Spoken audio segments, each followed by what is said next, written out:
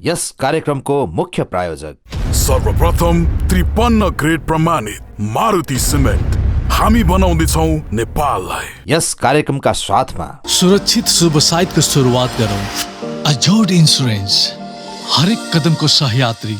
विश्वसनीय अनि वित्तीय सेवाको अर्को परिभाषा Reliance finance limited. Riverfront beach resort, बुटार, Kuringhat. Marketed by Indreni advertising. Media partner अर्थ र व्यापार विक्ली, अर्थव्यापार.com। दर्शकवृन्द नमस्कार। कार्यक्रम समृद्धि बसमा यहाँलाई हार्दिक स्वागत गर्दछु। म नवीन काफले।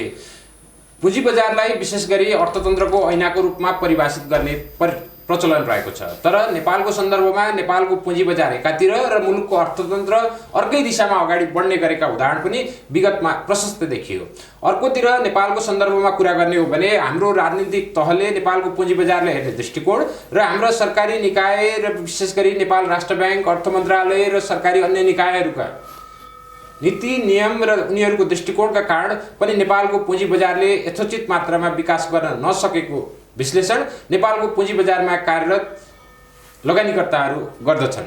विशेष गरी नेपालको पुँजी बजारको दीर्घकालीन विकासका निम्ति नेपाल सरकार र सम्बन्धित निकायहरूले गर्नुपर्ने नीतिगत व्यवस्था, लगानीकर्ताहरूले ध्यान दिनुपर्ने व्यवस्था तथा आम लगानीकर्ताहरूले नेपालको पुँजी बजारमा प्रवेश गर्दा विचार गर्नुपर्ने महत्त्वपूर्ण विषयहरूबारे कुराकानी गर्न आज मैले नेपाल इन्भेस्टर्स फोरमका अध्यक्ष तुलसीराम ढकाललाई कार्यक्रममा निमन्त्रणा गरेको छु।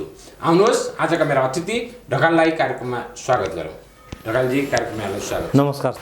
मैले पृष्ठभूमि भने विगत एक दशकलाई मात्रै हामी पृष्ठभूमिमा राखेर हेर्ने हो भने पनि नेपालको सेयर बजारका सन्दर्भमा हाम्रो राजनीतिक तह अथवा राजनीतिक नेतृत्व सरकारले जसरी यसलाई परिभाषित गर्ने गरेका देखिन्छ नि, विगतमा सेयर बजारलाई जुवा घर भनेको समयदेखि आजसम्म आइपुग्दा पनि विशेष गरी यो पुँजी बजारलाई हेर्ने हाम्रो राष्ट्रिय दृष्टिकोण अथवा सरकारी दृष्टिकोण आजका दिनमा चाहिँ कहाँ आइपुगेको छ? धन्यवाद नवीनजी, धेरै सान्दर्भिक क्वेसन सोध्नुभयो आजको दिनमा। सर्वप्रथम त तपाईँको पुँजी बजार अघि नै तपाईँले भनिसक्नुभयो, अर्थतन्त्रको ऐना भन्ने गरिन्छ र हाम्रो अर्थ पुँजी बजार 2048 सालदेखि नै हो पुँजी बजार त। त्यो बेलामा तपाईँको के थियो भने हामीले सेयर किन्नु बेच्नु पऱ्यो भनेदेखि हामीले गएर मेरो सेयर यति किन्ने यति बेच्ने भनेर एउटा टिपाउने, अनि पछि चाहिँ कोही बाइङ आयो अथवा सेलर आयो भने कारोबार हुने थियो। 2050 सालदेखि चाहिँ तपाईँको आधिकारिक रूपमा नेपाल स्टक एक्सचेन्जको स्थापना भएर त्यो कारोबार हुँदै आएको र सन्दर्भमा तपाईँको हामी सुरुमा ओपन क्राईबाट कारोबार गर्थ्यौँ। धेरै दुःख सहेर बिस्तारै तपाईँको पुँजी बजार चाहिँ हामी सर्दै र आजसम्ममा आइपुग्दाखेरि अनलाइनको कारोबारसम्ममा हामी पुगेका छौँ। तर तपाईँले अघि नै भनिसक्नुभयो, हामीलाई यो पुँजी बजारलाई हेर्ने दृष्टिकोणै गलत छ र यत्रो अर्थतन्त्र गत साल मात्रै करिब 14 अर्बभन्दा माथि हामीले राज्यलाई ट्याक्स तिरेका छौँ। आजका दिनमा पुँजी बजारमा तपाईँको 50औं लाख लगानीकर्ताहरू आबद्धित हुनुहुन्छ यो पुँजी बजार अन्तर्गत र तपाईँको राज्यले दिनुपर्ने रोजगार राज्यले दिन सक्दैन, तर पुँजी बजार मार्फत तपाईँको 50औं लाख जनताहरू चाहिँ आफै स्वरोजगार हुनुहुन्छ। राज्यलाई ट्याक्स बुझाएका छौँ भनेदेखि यस्तो पुँजी बजारलाई स्वरोजगार, राज्यलाई ट्याक्स पनि आउने र तपाईँको आजका दिनमा पनि हरेक हिसाबले पुँजी बजार र तपाईँको ठुल्ठुला उद्योग धन्दाहरू, कल कारखानाहरू चाहिँ निर्माण गर्नको लागि पुँजी संरचना गर्ने ठाउँ कहाँ भन्दा पुँजी बजारै हो र यो पुँजी बजारलाई चाहिँ तपाईँको एउटा सुरक्षित तरिकाले जानुपर्ने हो। त सुरक्षित रूपले छैन त भन्न सकिन्न, किनभने स्टक एक्सचेन्ज छ, धितोपत्र बोर्ड छ, स्टक एक्सचेन्ज छ, निकायहरू छन्। तथापि पनि तपाईँको के छ भने जुन तरिकाले पुँजी बजारको एउटा हक हित विकास गर्नुपर्थ्यो, एउटा मैले भन्ने गरेको छु पुँजी बजारलाई एउटा उद्योगको रूपमा स्थापित गरौँ भन्ने गर्दछु। त्यसको लागि गर्नुपर्ने नीति नियममा बस्ने निर्माताहरूले पुँजी बजारलाई कहिल्यै पनि तपाईँको उहाँहरूले चाहिँ यसलाई साइडमा राखिदिनु भयो। पछिल्लो समय जतिखेरबाट विशेष गरी कोरोना भाइरसको सङ्क्रमण सुरु भयो त्यसपछि बजारमा ठुलो मात्रामा लगानीकर्ताहरूको प्रवेश भएको हामी पाउँछौँ। साना लगानीकर्ताहरू बढी होलान्, खैर त्यो एउटा विषय छ भने अर्कोतिर सरकारले दिने प्राथमिकता विशेषतः धितोपत्र बोर्ड, नेपाल स्टक एक्सचेन्ज, अर्थ मन्त्रालय र नेपाल राष्ट्र ब्याङ्कका नीतिगत विषयहरूसँग नेपालको सेयर बजार जोडिने हुनाले यी विषयवस्तुहरूमा यति धेरै लगानीकर्ताहरूको प्रत्यक्ष जोडिएको विषयमा हाम्रा सरकारी निकायहरू लगभग मौन जस्तो अथवा विशेष ध्यान नदिएको जस्तो अवस्था जो देखिन्छ नि, चाहे धितोपत्र बोर्डमा भएका नियुक्तिहरूको समयमा लामो समय होस् वा नेप्सेकामा देखिएका विभागका इतिहास हेर्ने हो भने तपाईँहरू जस्तो लगानीकर्ताकै हितका निम्ति भनेर खोलिएका संस्थाहरू पनि 2-3 वटा 4 वटा सङ्ख्यामा नेपालमा छन्। नेपाल इन्भेस्टर्स फोरमले आम लगानीकर्ताहरूको हितको निम्ति यी विषयहरूमा चाहिँ कसरी आवाज उठाइरहेको छ? धन्यवाद। तपाईँले सर्वप्रथम त तपाईँको कोभिडदेखिको कुराहरू उठाउनुभयो। जब पुँजी बजार कोभिड आउनुभन्दा अगाडि 2077 साल चैत्र 11 देखि लकडाउन भएको छ। त्यो बेलामा हाम्रो पुँजी बजार 1160 को सेयर अफ इन्डियामा पुँजी बजार थियो। त्यस पछाडि 3 महिना ठप्पै बन्द भयो र 3 महिना पनि हामीले किन बन्द भयो भनेदेखि त्यो पनि अहिले तपाईँले भन्नुभयो के गरिरहेछ भन्ने सन्दर्भमा त्यो बेलामा के थियो भने अहिले पूर्ण रूपमा अनलाइन भइसकेको थिएन। हामी अनलाइन भनेर गीत गाएर हिँडिरहेका थियौँ, सरकारले पनि अनलाइन भनिरहेको थियो, तर त्यो अनलाइन पूर्ण रूपमा भइसकेको अवस्था थिएन र जसले गर्दाखेरि हामी गएर ब्रोकरको अफिसमा गएर स्टक एक्सचेन्जमा गएर कारोबार गर्न सक्ने अवस्था रहेन। ठ्याक्कै लकडाउन पुरै बन्दको अवस्था थियो र अब यहाँनिर के जोड्नुपर्छ भने तपाईँको त्यो सन्दर्भमा यो कोभिडले एउटा के जन्माइदियो भने हामीलाई पूर्ण अनलाइन जन्माइदियो एउटा। अर्को कुरो भनेको आम लगानीकर्ताहरू त्यो बेलामा के भयो भने उद्योगी, व्यापारी, विद्यार्थी, गृहिणी सबै हामी घरमा थुनिएर बसेको अवस्था रह्यो र कुनै पनि कामहरू ठप्पै रहे, जसले गर्दाखेरि पुँजी बजारमा सबै आम लगानीकर्ताहरू पुँजी बजारमा चाहिँ आकर्षित हुनुभयो र पुँजी बजारमा घरमा बसी काम गर्न सक्ने अवस्था अनलाइन भएको कारणले उहाँहरू आउनुभयो र त्यही कारण फलस्वरूप आजका दिन 50औं लगानीकर्ताहरू, लाख लगानीकर्ताहरू पुँजी बजारमा आबद्ध भइसक्नु भएको छ र 50औं लाख लगानीकर्ता आबद्ध पनि भइसक्नु भएको छ। अरबौं रुपियाँ ट्याक्स पनि हामीले तिरिसकेको छ। अब यो सन्दर्भमा पुँजी बजार हक हित विकास गर्नको लागि धितोपत्र बोर्ड र नियमन निकायहरूले खेल्नु भूमिकाहरू न्यून, भूमिकै भएन। ढकालजी, विशेष गरी 40 लाख भन्दा बढी लगानीकर्ताहरू साना ठुला गरेर यो बजारसँग जोडिने, तर यो बजारलाई प्रभावित पार्ने, खेल्ने, कमाउने विषयमा चाहिँ सीमित 8-10 जना अथवा केही दर्जनको संख्यामा ठुला लगानीकर्ताहरूले मात्रै कमाउने, नीतिगत व्यवस्था गरेर यसलाई सुधार गर्नुपर्ने हाम्रा सरकारी निकायहरू मौन रहने, हाम्रा सोझा र आम लगानीकर्ताहरू त सिधै डुब्ने परिस्थिति यसरी आयो। धन्यवाद। तपाईँले भने जस्तो त्यो 2-4 जना 8-10 जनाले कमाएको छ, त्यो अवश्य पनि होइन। इनसाइडर ट्रेडिङ गरेर कुनै नियमन निकायमै बसेर तपाईँले थाहा पाउनुभयो, नियमन निकायकै मान्छेलाई कारवाही पनि गरिसकेका छ। उहाँहरूले के गर्नुभयो आई डोन्ट नो, थाहा भएन। तर तपाईँले भने जस्तो तपाईँको 2-4 जना ठुला लगानीकर्ता कसलाई भन्ने, यहाँ तपाईँको पुँजी बजारमा ठुला साना लगानीकर्ता नै हुँदैन। म यो चाहिँ एउटा घोर आपत्ति के हो मेरो भने, तपाईँ सम्पत्ति तपाईँसँग 10 किता किन्ने क्षमता छ भने तपाईँ पनि बराबर हो को, मसँग करोडौं लगानी गर्ने क्षमता पनि मेरो पनि बराबर, हक बराबर हुन्छ। यहाँ ठुलो सानो कुनै लगानी छैन। यो खालि हामीले भन्ने एउटा शब्दका रूपमा ठुलो लगानी सानो लगानीकर्ता भन्ने मात्रै हो। सबैको हक बराबर हो। जसको भाँडो जत्रो छ, यो समुद्र हो, समुद्रमा जसले जत्रो भाँडो लिएर जाने हो त्यति नै पानी ल्याउने हो, पानी उगाउने हो र यहाँ ठुलो सानो भन्ने हुँदैन। विशेष गरी कम्पनीका सञ्चालकहरू अथवा उनीहरूसँग प्राप्त इन्फर्मेसनका आधारमा सरकारी निकाय र तिनका पोलिसीहरूसम्म एप्रोच भएका व्यक्तिहरूले जसरी नेपालको शेयर बजारलाई प्रभावित पार्ने र आफूले चाहेको दिशामा आफूले चाहेका कम्पनीहरू बढाउने वा चाहेका कम्पनीहरू घटाउने ढङ्गले जो प्ले गर्ने परिस्थिति नेपालको बजारमा प्रशस्तै छ। तपाईले उल्लेख गर्नुभएको जस्तै इनसाइडर ट्रेडिङका प्रशस्त घटनाहरू हामी सुन्छौँ। यसलाई ठुलो हेरेर बस्न हाम्रो सरकार बाध्य किन छ? धन्यवाद। यो विषयमा चाहिँ तपाईँले भनेको, तर अब अझै पनि म फेरि कहाँनिर गर्छु भन्दा मेनुपुलेसन हुन्छ। कोही मान्छेले 2-4 जनाले कमाउँछन्, 2-4 जनाले इन्फर्मेसन होला। यो शेयर बजार भनेको इन्फर्मेसनको बिजनेस हो। जसले इन्फर्मेसन बढी लिन्छ त्यही अनुसारले उसले गेन पनि गर्छ। त्यो आफ्नो ठाउँमा भयो। तर मलाई लाग्दैन कि सबै तपाईँको 100% नै मान्छेहरू के मान्छे कामै त्यही तपाईँको लिएर इनसाइडर ट्रेडिङ गरेर पैसा कमाउँछन् भन्ने मलाई लाग्छ। अब ठिक छ, ल इनसाइडर ट्रेडिङ भयो र इन्फर्मेसन त्यो चाहिँ नियमन निकायले किन गर्न सकेन त? नियमन निकाय किन हामी 4-4 महिनासम्म खाली हुन्छ? स्टक एक्सचेन्जमा पनि तपाईँको सिओ खाली भयो, धितोपत्र बोर्डमा पनि खाली भयो र पहिलो कुरा त तपाईँको स्टक एक्सचेन्ज जुन नियमन निकाय बस्ने मान्छे नै शुद्धि हुनुपर्छ। तपाईँको भनौँ न कारवाही त भयो त। आखिर त्यही इनसाइडर ट्रेडिङको हिसाबले जुन एउटा सर्वोत्तम सिमेन्टको नै कुरा अब तपाईँले उठाइहाल्नु भयो। तपाईँले सर्वोत्तम सिमेन्ट त्यहाँ नियमन बस्ने मान्छेलाई चाहिँ 250 मा दिने अनि आम लगानीकर्तालाई 750 मा बेच्न पाइन्छ, त्यो अपराध होइन? भर्खरै नेपाल धितोपत्र बोर्डमा पनि नयाँ अध्यक्षज्यू नियुक्त हुनुभयो भने नेप्सीले पनि नयाँ सियो प्राप्त गरेको छ। यहाँहरूले भर्खरै उहाँहरूसँग भेटेर पनि आफ्ना सुझावहरू केही राख्नु भएको छ। विशेष गरी नीतिगत सवालमा के कस्ता विषयहरू सुधार गर्न आवश्यक छ भन्ने तपाईँहरूले माग राख्नु? धन्यवाद। तपाईँको विशेष गरेर त हामीले राखेको कुराहरूमा हाम्रो तत्कालीन डिप्युटी गभर्नर शिवराज श्रेष्ठज्यू को संयोजकमा पुँजी बजार विकासको लागि एउटा कमिटी पनि गठन गरेको थियो। त्यो कमिटीले 58 बुँदा माग दिएको पेश गरेका छ। त्यसमा हामीले पनि सहमत गरेका छौँ। हामीले नै हस्ताक्षर गरेर ल 58 बुँदा लागौँ, यो भयो भने पुँजी बजार हकित विकास हुन्छ भनेर गरेको। तर आजका दिनमा अहिले पनि धेरै कुराहरू बाँकी छन्। जस्तो उदाहरण एक्जाम्पलको लागि हामीले के भनेका थियौँ भने ब्याङ्कलाई ब्रोकर लाइसेन्स चाहियो। हाम्रो चाहिँ लगानीकर्ताहरू धेरै हुनुभयो। हिजो तपाईँको 2-3 लाख मान्छेहरू आम एउटा सहरमा मात्रै बस्ने लगानीकर्ता हुनुहुन्थ्यो।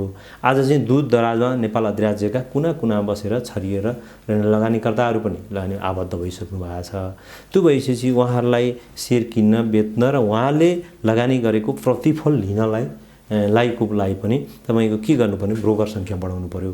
अब ब्रोकर सङ्ख्या बढाउँदा अहिले हाम्रो 50वटा ब्रोकर हुन्छ, उहाँहरूको 2-4 ठाउँ मात्रै शाखाहरू छन्, जसले गर्दा यथेष्ट उहाँहरूले सुविधा लगानीकर्ताहरूले पाएको छैन। अब ब्याङ्कलाई ब्रोकर लाइसेन्स दियो भने के हुन्छ, नेपाल अधिराज्यका धेरै ठाउँमा ब्याङ्कका शाखाहरू पुगिसकेका छन्।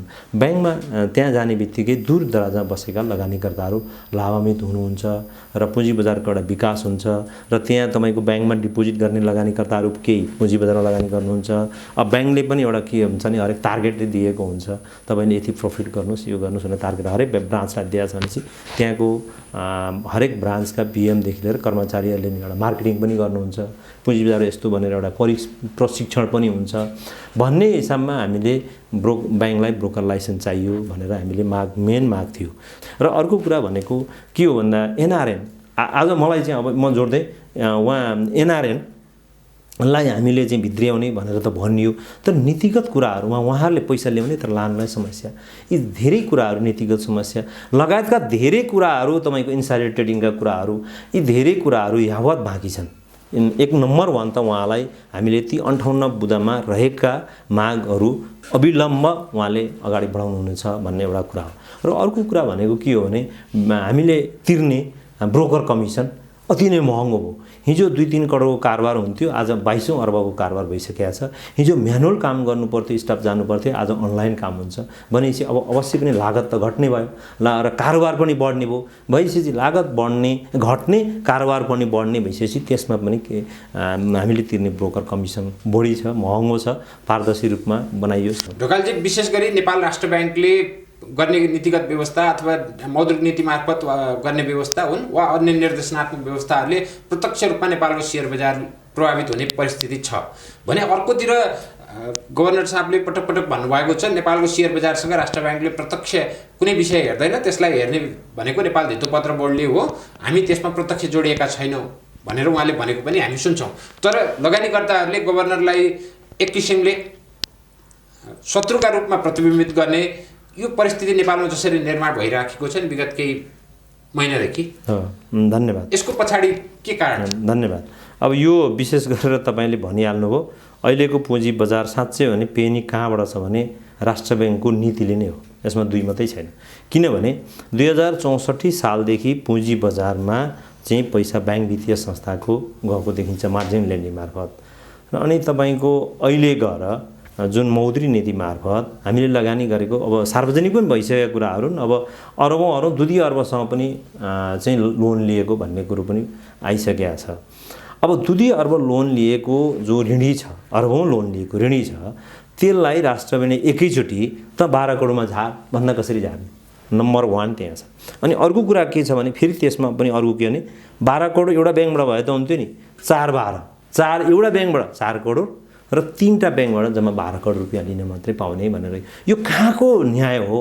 तपाईँको राष्ट्र ब्याङ्कले त गरिसकेको छ कोर क्यापिटलको 40% सम्म लगानी गर्न पाउने भनेर उसले नीति बनाइसकेको छ भनेदेखि यो नीति चाहिँ उहाँहरूले पटक पटक चेन्ज गर्नुपर्ने कारण के हो? यो भनेको कारण के हो भने उहाँहरूलाई पुँजी बजार विकास भएको देख्न नसक्ने उहाँहरूको एउटा जुन लेभल हो पुँजी बजारको विकास नहोस् भन्न उहाँहरू चाहनुहुन्छ। जसरी तपाईँ नेपाल इन्भेस्टर्स फोरमका अध्यक्षका रूपमा यो विषय राखिरहनु भएको छ नि, त्यसै गरी नेपाल राष्ट्र ब्याङ्कको नेतृत्वमा बस्नेले त पुँजी बजार र घर जग्गामा जाने लोनका विषय मात्रै नहेरेर समग्र देशको अर्थतन्त्र र यसका विभिन्न पक्षहरू हेर्नुपर्छ नि। पछिल्लो समय जसरी ब्याङ्किङ क्षेत्रमा तरलता अभाव देखिएको छ नि, यसका कारण त नेपाल राष्ट्र ब्याङ्कले गर्न खोजेको व्यवस्था सही नै रहेछ भन्ने त प्रश्न भयो। धन्यवाद। हो, उहाँहरूले समग्र अर्थतन्त्र हेर्नुपर्छ। हामीलाई के भने पुँजी बजार मात्रै हेर्नुहोस् भनेको होइन, हामीले रियल इस्टेट मात्रै हेर्नुहोस् भनेको होइन, हामीले उहाँहरूले देशको अर्थतन्त्र हेर्नुहुन्छ। र उहाँहरूले अर्थतन्त्र कहाँनिर हेर्नुभयो त? उहाँहरूको दूरदर्शिता रहन्छ नि। आज किन कोलाहल भइसकेको छ? पैसा कहाँ गयो, के भयो यो तपाईँको? यो अवस्था आउँछ भन्ने कुरो उहाँहरूले 2 वर्ष अगाडि इमेजिन किन गर्न सक्नु भएन? 2 वर्ष र तपाईँलाई चाहिँ 2 अर्ब लोन दिएको मान्छेलाई एकै सालमा ल्याएर तिर या 6 महिनामा तिर भन्दाखेरि कहाँ ल्याएर तिर्न सक्छ? त्यो भनेको कुरो यो के हो भने उहाँहरूको दूरदर्शितै छैन पोलिसी भन्ने। उहाँले हो राज्य बन्ने उहाँहरू हो, पोलिसी बनाउने उहाँहरू हो। र आजको दिनमा यस्तो चाहिँ तपाईँको 5 लाख रुपियाँ माग्न गयो भने ब्याङ्कसँग पैसा छैन भनेपछि यो अवस्था सिचुएसन ल्याएको त उहाँहरू नियमन निकायमा हो। नियमन निकाय बस्ने मान्छे दूरदर्शिता हुनुपर्छ। उहाँहरूले 1 वर्ष भोलि 2 वर्ष 3 वर्ष पछाडि अवस्था के सिचुएसन आउँछ भन्ने कुरो त अहिले प्लान गर्नु सक्नु पर्थ्यो नि त। अनि प्लान नगर्ने अनि एकाएक आएर चाहिँ तपाईँको घोक्रे ठ्याक लाउने र एकाएक आएर तपाईँको लोन तिर भन्ने, अब यो मनसायले गर्दाखेरि पुँजी बजार घट्यो। नम्बर 1। अर्को कुरो अहिले म भर्खरै पनि उहाँहरूले फेरि अरू 6 महिनाको समीक्षा गर्नुभएको छ। अब पुँजी बजारमा चाहिँ रिस्क वेटेज 150% पुर्याउनु भएको छ, 100%लाई। यो अघि 58 बुँदा अहिले कुरा गर्नुभयो, त्यो 58 बुँदामा हामीले आन्दोलन गरेर त्यो बेलामा त्यत्रो आन्दोलन गरेर 150 को रिस्क वेटलाई हामीले 100 मा झारेका थियौँ। आज फेरि उहाँहरूले चाहिँ अब के गरिदिनुहुन्छ, असारमा चाहिँ रिस्क वेटेज चाहिँ 150 पुर्याउनु पर्छ भन्ने। ल पुँजी बजारको लोन कहाँ डिफल्ट भएको छ, पुँजी बजार कहाँ रिस्क छ, उहाँहरूले बुझाउन आउन बहस गरौँ न हामीसँग। र उहाँहरूले के गर्नुपर्छ भने म चाहिँ नियमन निकायसँग बस्नेहरूलाई उहाँहरूलाई हामी जस्ता लगानीकर्ताहरूसँग पोलिसी बनाउँदा उहाँहरूले हामीले सल्लाह लिँदा के हुन्छ?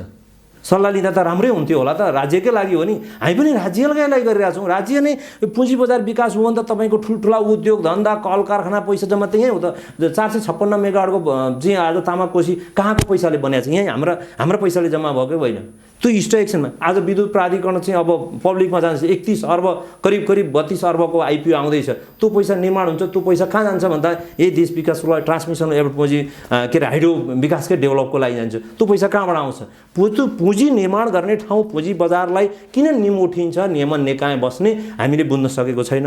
ठिक छ, उहाँहरूले बुझ्नु भएन, हामी बुझ्ने प्रयत्न गर्छौँ। तत्कालीन बजारको अवस्थातिर समीक्षा गरौँ केही विषय। भर्खरै भन्यो भने हालै मात्र संसदले एमसीसी पास गरेको छ एउटा विषय। लामो समयदेखिको तरलता अभाव यथावतै छ। अर्थतन्त्रका विविध क्षेत्र सङ्कटग्रस्त जस्तै नै देखिन्छ एकातिर भने सेयर बजार यो बिचबाट अगाडि बढ्दा निकट भविष्य चाहिँ कतापट्टि जाला? धन्यवाद। अब तपाईँले भनिहाल्नुभयो एउटा अर्थतन्त्र सङ्कट अहिलेको अवस्था, तरलता सङ्कट छ एउटा। अर्को कुरा एमसीसीको कुरा गर्नु। एमसीसी भर्खरै मात्रै अस्ति दिन मात्रै पास भएको छ। अब एमसीसी पास गरेपछि यसका पनि प्रक्रियाहरू हुन्छन्। यो एउटा ठुलो कुरा हो। एउटा एमसीसी पास भयो, पाइसकेपछि कम्ती पनि 60 अर्ब पैसा, करिब 60 अर्ब पैसा चाहिँ हाम्रो मुलुकमा भित्रिन्छ। अब काम गर्न सुरु गरिसकेको 5 वर्षमा करिब यो प्रोजेक्ट टुङ्गिन्छ भनेको यसले गर्दाखेरि हाम्रो अर्थतन्त्र केही न केही चलायमान हुन्छ। नम्बर 1। नम्बर 2 त तपाईँको अब चुनाव आइरहेको छ। वैशाख 30 गते चुनाव हाम्रो घोषणै भइसकेको छ, स्थानीय चुनाव। स्थानीय चुनाव हुने बित्तिकै तपाईँको के हुन्छ भने स्थानीय सरकारले गर्ने खर्चहरू पनि बढ्छन्, सँगसँगै राज्यले पनि गर्ने खर्चहरू। अब चुनावको लागि अब अस्ति नै मात्रै तपाईँको मन्त्रालय, गृह मन्त्रालयले पनि अरबौँ रुपियाँको माग गरिरहेछ। सँगसँगै तपाईँको निर्वाचन आयोगलाई नि अरबौँ रुपियाँ चाहिन्छ।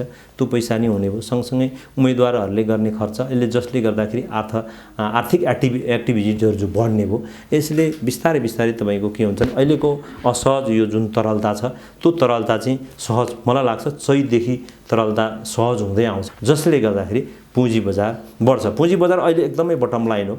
तपाईँले हेर्नु हो भने हरेक कम्पनी एकदमै अन्डर भ्यालु छ र यो बेलामा हामी लगानीकर्ताले सुझबुझका साथ रिटर्न बेसका कम्पनीहरू छानी लगानी गर्ने बेला आएको छ र लगानी कतिपयले के पनि भन्छन् भने जो कम्पनीहरू राम्रा छन्, जुन कम्पनीहरू बढ्नु पर्थ्यो ती कम्पनीहरू नबढ्ने वा नबढाइने र जुन तुलनात्मक रूपमा नराम्रा भन्ने कम्पनीहरू छन् तिनलाई चाहिँ बढाइने यो प्रवृत्ति नेपालमा जो देखिएको छ नि होइन यो अब मैले बढ्ने र बढाइने कुरा बढ्ने बढाउने गरे कसले हो हामी लगानीकर्ताले नै होइन हामी नै बायर हौँ हामी नै सेलर हौँ र राम्रो कम्पनी छानी हामी किन हुन किन हामी चाहिँ हो हल्लाको पछाडि लागेर तपाईले भन्नुभयो नराम्रो कम्पनी भन्नुभयो त्यस्तो पछाडि नजाउँ न त हामी रिटर्न बेसको कम्पनी छानी लगानी गरेछ त बिस्तारै हामीले त लगानी गर्ने भनेको चाहिँ के हो रिटर्न बेसलाई हेरेर लगानी गर्ने हो र कम्पनीले हिजो के दियो आज के छ त्यो कम्पनीको ग्रोथ के छ त्यसको सिचुएसन के छ त्यो कम्पनीको कमिङ इयर त्यसले बोनस डिभिडेन्डहरू के प्रोभाइड गर्छ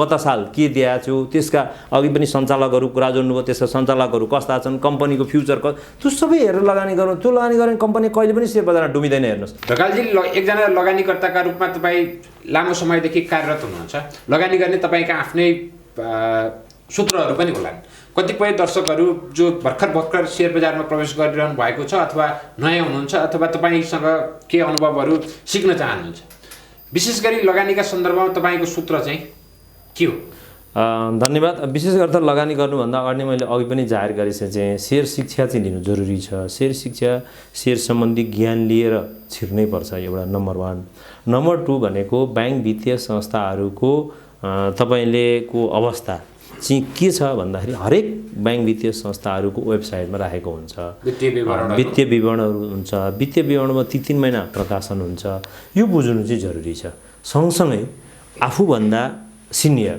आफूभन्दा बुझेको लगानीकर्ताहरूसँग सुझबुझ गरेर ब्रोकरहरूसँग सुझबुझ गरेर अब विभिन्न माध्यम मार्फत चाहिँ बुझेर लगानी गरियो भने जहिले पनि लगानी सफल हुन्छ पुँजी बजारमा अब होइन अन्धाधुन्द मार्केट चाहिँ ल बढ्यो मार्केट बढ्यो बढ्दाखेरि चाहिँ अब म चाहिँ जुन शेयर पनि किनियो भने त्यसमा सफल हुँदैन बुझेर लगानी गर्ने हो कतिपय नयाँ लगानीकर्ताहरू भन्दा पुराना र परिपक्व भनिएका लगानीकर्ताहरूमा अर्को एउटा किसिमको समस्या देखिन्छ विशेष गरी पुँजी बजारका सन्दर्भमा मात्रै होइन अन्य क्षेत्रमा पनि वार्षिक रूपमा गरेको लगानीको करिब 15 देखि 20% सम्मको आम्दानीलाई निकै राम्रो आम्दानीका रूपमा अन्य क्षेत्रमा जसरी परिभाषित गर्ने गरिन्छ नि शेयर बजारमा प्रवेश गर्ने बित्तिकै लगानी गरेको रकमको दोब्बर तेब्बर बनाइहाल्न चाहने जो लगानीकर्ताहरूको मानसिकता छ नि यो कति ठिक वा कति बेठिक हो अहिले तपाईले एकदम राम्रो क्वेशन राइट ठाउँमा आउनुभयो यो मानसिकता त्याग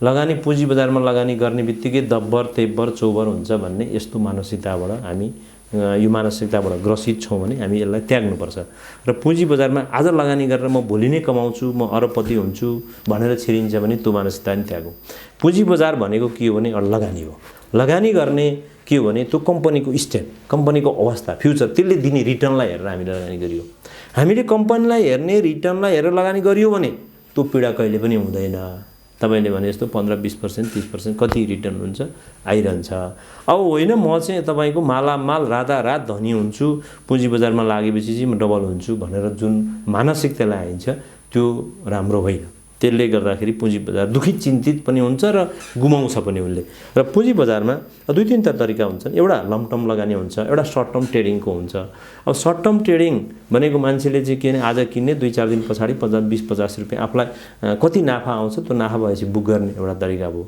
अब लङ टर्म होल्डिङ गर्ने मान्छेहरूले त्यो कम्पनीले दिने बेनिफिट र त्यो कम्पनीले कति बेनिफिट दिन्छ बोनस सेयर दिन्छ डिभिडेन्ड दिन्छ र त्यसको के छ भनेर लगानी गरियो भने र त्यसरी पुँजीलाई डिभाइड गरेर लगानी गरियो भने सुरक्षित रहन्छ केही पैसा तपाईको लङ टर्म लगानी गर्ने केही पैसा मार्केटको अवस्था सिचुएसन हेरेर ट्रेडिङ गर्दा पनि राम्रा कम्पनीहरू गर्ने त्यो अन्त्यमा नेपालको पुँजी बजारमा हेर्ने हो भने विशेष गरी लिस्टिङ भएका कम्पनीहरूको सन्दर्भमा कुरा गर्ने हो भने बैंक वित्तीय संस्थाहरू इन्स्योरेन्स र केही हाइड्रोपावर कम्पनीहरूको बोलबाला छ विशेष गरी ठुला र विशेष राम्रा भनेर गनिने कम्पनीहरू सूचीकृतै भएका छैनन् भने अर्कोतिर हाम्रो शेयर बजारमा नीतिगत रूपमा सुधार गर्नुपर्ने अथवा अर्को नेप्से खोल्ने भनेका जस्ता दीर्घकालीन महत्त्वका विषयहरू पनि बहसमा छन् व्यावहारिक रूपमा खास अगाडि बढेका छैनन् यी र यस्ता परिप्रेक्ष्यमा दीर्घकालीन रूपमा नेपालको शेयर बजारलाई अगाडि बढाउने हो भने